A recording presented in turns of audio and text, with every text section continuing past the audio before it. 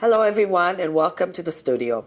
Welcome, Terri Klein, our poet, our life coach, and so much more. Terri, it's always a pleasure to have you here. Thank you. Forgive me, I'm losing my voice a little bit today. You're forgiven. Thank you. We're going to talk about the myth of marriage today. Well, that's just the beginning. And that's the beginning. I'm giving you the floor. Let's start. Well, it saddens me, but, this is the story. Okay. People enter into marriage, truly believing that it will succeed. Yeah. There's no doubt about it. They know the statistics, but they honestly believe that, they're untouchable. The stats won't apply to me. And we all know the stats, right? 50% of marriages end in divorce. That's but terrible. What we don't know is that of those remaining 50% who remain married, only half of them are happy. So, at best, and this is really being generous, at best, 25% of couples out there are happily married. And what happens is, everyone seems to think at the beginning they fall in love and they marry and they think that love, that deep love, will be enough to sustain the marriage and that it will last forever. But the truth of the matter is that, shortly after, reality sets in. And, of course, which is responsibilities, demands, pressures, kids. And the stress of life. Sure. And then what happens is that couples begin to struggle. And in that struggle, the first thing they do is they seek things from the outside to bring in to fill the emptiness that they're feeling. Like materialistic things. Exactly. So what do? Like they say to each other, we'll be happy, perhaps we'll be happy when we buy a bigger home, or when maybe we need to have another child to bring us closer again. I'll tell you, I had a friend that whenever she was depressed in her marriage, she would buy furniture. Lots of furniture. Gets expensive. Yeah. And it's a temporary fix. It's a Band-Aid. Yes. So it makes you happy for a few moments, a short period of time, and then what happens? We all know the truth. And the truth is that an external something cannot fill an internal void. So if my husband and I are if I'm feeling emotionally disconnected I'm sure from your husband is feeling the same. Exactly, and it's certainly by going ahead and going on another vacation or buying a new piece of jewelry, just running away from reality. Right. The only way we're going to emotionally connect is if we actually get the tools and strategies and learn how to do so. So let me ask you, how long do you think after a couple gets married that there's trouble in paradise? I don't even think it matters. I'm just curious. Honestly, for some, it's quite fast. And for others, it takes a little longer. But, we have this thing called preventative medicine, right? Okay. What do? We are taught to eat the proper foods, to exercise properly, to take good care of ourselves, to prevent illness. Right. So what I'm saying to you is, even when things are good, you have tools and strategies that you can use within your marriage, even at the beginning, that will just continue that you will build upon, so that when you do get lost or stuck or in some sort of struggle, you will already have those tools in place. So to me, I'm saying preventative. So let's talk about some of those tools. Sure. I mean, I have the list here, but I'm going to... Yeah, it all stems from my lecture. I've just recently written a lecture called Thrive or Survive. And we want to thrive in our marriage. And it's called, it's about building and maintaining. Really, I think it's important to talk about some of them here today for us to recognize that this is real. Yeah. And it's simple. Okay. The mind work and inner work is simple. It's not something that people should be turned off of. Okay. Let's hear some of the tools. Let's say agree to disagree. Well, so simple. Yet so profound. To do, but so hard to do. Well, over time I've learned that never meet fighting energy with fighting energy. No, I agree. And basically nothing gets resolved from a place of emotional charge. And really, this is the ultimate key. This is the take-home. What you have to ask yourself is, what's more important, to be right or to be happy? And if you want to be right, then you're a person who needs to keep score. You love to have the final say, a hard price to pay, a lot of struggle and unhappiness. And you're looking for the win-lose situation. If you have to be right, then someone else has to be wrong. Yeah. So in that win-lose situation, what's the point? It's probably, pointless. It doesn't have, I don't think it has a place in a marriage. No. And if It you really doesn't. choose to disagree, that's fine. If your husband and you disagree on something, You're that's allowed. perfectly natural and You're allowed. normal. Yeah. And if you agree to disagree, then you're saying it's a win-win situation. Now, you know, in many cases,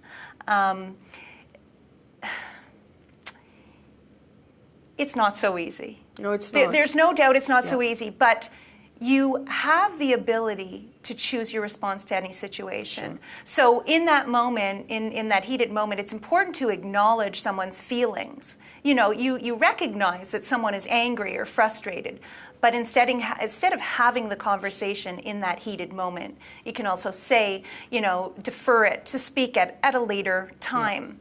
I've learned in life that you never make decision, never make anything when you're angry. Never. Cool down and then think about it and then give your answers. I mean, we all have to learn the hard way. You know, I don't do that anymore. Okay. Most let's definitely. Let's talk about the second one that you've got here, boundaries. Boundaries. You know, if we don't set boundaries and honor those boundaries, we're really looking for trouble. I mean, the truth is that if you say, you know, verbal abuse and character assassination are. Oh, let's not even go to abuse. Like that's a whole different, you know, kind of. I mean, no, I understand, but what I'm saying is it's so important. What happens is it's not even a healthy marriage. When a conflict often is the result of one person perceiving that an important boundary has been crossed, a line has been crossed, and so. You know, the odd time, if I feel like my husband has crossed a boundary, and I have received permission from my husband to speak about examples, real life examples from our marriage, but when that's happened, I'm certain to tell him that that was definitely uncalled for. Absolutely. And that was a boundary that was crossed. And I have to be consistent with that. It can't be a porous boundary. It has to be a solid boundary. And by that I mean you have to be consistent in that if it's been crossed, it's not acceptable. Not sometimes it's acceptable and sometimes it's not. Can you give us an example? It's never acceptable. Can you give us an example so Well, people know what boundaries, like what we mean by boundaries? Definitely. For a marriage. I mean, we talk about boundaries for kids, but, you know, boundaries for marriage is a little different. Definitely. You know, we have our boundaries. We have our sore spots. You know, I am definitely mildly OCD. And there are times I do things I'm not very proud of, you know, checking the cutlery or whatever it may be, okay? But when something is said to me that, you know, that is so unnecessary or that, you know, that humiliates me and belittles me, and that's where I say, you know, that's one thing. I wouldn't even call that boundaries. I would call that respect for your partner, for your wife, for your husband, you know. You would consider this boundaries? I mean, I would think it's out of respect. It's the same thing that, you know, either a wife or a husband should not, you know, if either one of them is a little bit overweight, or that's what's your moment of fragile. That's out of respect, you know, not you know what I'm saying? Well, boundaries are created to maintain levels of respect. Okay, I believe. Fair enough. And they're created for whatever personal reasons that you have. So everyone has their boundaries. Don't talk about my mother. You know, don't talk about my OCD. Don't go there. Okay. So whatever subject is sensitive for you. Exactly. And you know, but that is about honoring someone's boundaries. It's so important. Fair enough. Okay. Let's talk about connection. It's a big subject. Connection is so huge. Yeah. It's so huge. And I really look at it as a physical connection, which is so important, face to face, and I look at it as an emotional connection, which I say heart to heart. You know, I'm laughing because today everybody it's easier for them to text, you know, and like you know, or send an email rather than then pick up the phone and, I mean, we see our kids doing it. I see adults doing it. It's a big problem. Yes, I mean, it's a big problem. I mean, my husband and I will send a few texts in the day, and something cute too. We've started doing that, like something where we're complimenting the other. That's it's fine. fun, and we'll have a conversation. will But also I'm talking about face to face, and I Yes. mean daily. And I mean, it's certainly about savoring the simplicity, because it can be about, a 10-minute conversation. It can be about just a quick walk around the block. So taking time out of your crazy busy carving day for the space. yourself, for you and your partner. To absolutely connect, even Yes. in, It's very important. a 2-minute cuddle in the morning, a 3-second hug. When my husband comes home from work every day, he always comes over to give me a kiss. Yeah. And in the past, I used to, I'm busy, I'd give him a quick cheek. Nowadays, I've literally set this where I look into his eyes and I give him my lips.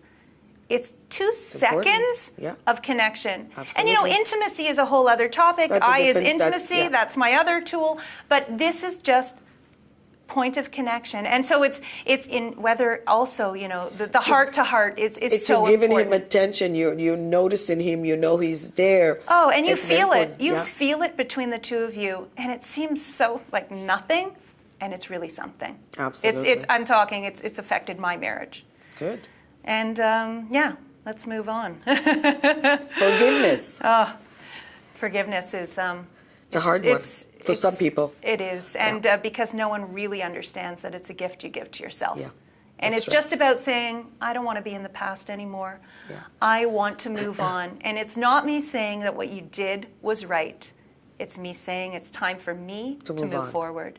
Yeah. And honestly, you can be stuck in the energy of anger and resentment and holding that grudge, or you can continue, or you've got to move forward. But it's a mindset you have to create. But it's very easy for me to sit here with you and talk about it and say, sure, just move along. And I've seen a lot of couples that it's so hard for them to let go of what happened or what each of them did to each other in the past. And it's like their ego is right here in front of their face. Certainly. And they cannot, it's very difficult for them to continue.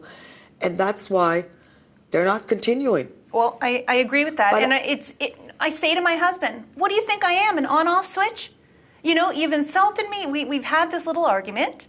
And then he says sorry. And we can just turn it back on, but men and are we're all different. better. So That's we're what men wired think. differently, Absolutely. understandably. But here's the Yeah. thing that women who are wired differently Yeah. have to ask themselves, what am I choosing in this moment? In this moment, if you have an argument at night and you go to sleep angry, all you're doing is choosing to carry that toxic energy into the next day. Yeah. And all it does is ruin the next day. Yeah. When you ultimately take control of yourself and you say, what do you want to create here? I want to create something better. I don't want to stay there anymore. Of course, you have to look into the issues that you're having in your What it marriage. was, And you yeah. certainly have to seek support where it's needed and have those discussions. But the anger is something that you can dilute yourself. That's right. You can That's your choice. choose to dilute. That's and right. we were talking before the interview. Yeah. Everything in life is a It's a choice point. Yeah, I believe so. Right? And you can blame the other person and you can be a victim. But you're Then only hurting you yourself. will Yeah. only be the one who's paying the price for that. And there's ways for healthy marriages that they can deal with it. You can, ask to talk to your partners. I always say, take your partners and get out of the house for coffee. Don't talk, don't sit around the house and talk. Go for coffee. It's nice. And in a neutral place and sit down and tell your husband or your wife what's bugging you. It's very important. Communication is important, Yes. and I'd like to get to that one because Yes. it's so key, and the tool is listening. Yeah. And I actually think that communication is as much about speaking as it is about listening, but it needs to be more about listening. And what happens is within marriages, you speak, and then the person is sort of selectively listening. They're listening to pick out what they want to hear, and they have their own moods and their own filters, and they're getting part of what you want to say. And I say, if you can't listen wholeheartedly, don't even partake in the conversation. And my husband knows he has a real issue with listening.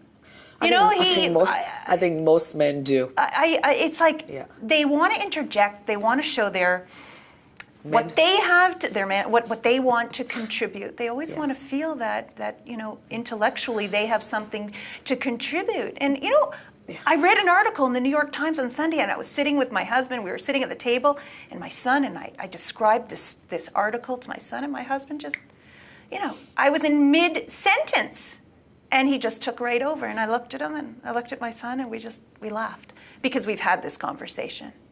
You've got to have the conversation to know it's not working. Yeah. You can't just go silent and figure that the other person knows what's pissing you off. Yeah, you have to share, but you have to focus on what's working too. Yeah. Not just what's not working, but what's working. Both positive and negative. Right. Can I stop you here because you wanted to read some stuff for the audience? So how about we do it right now?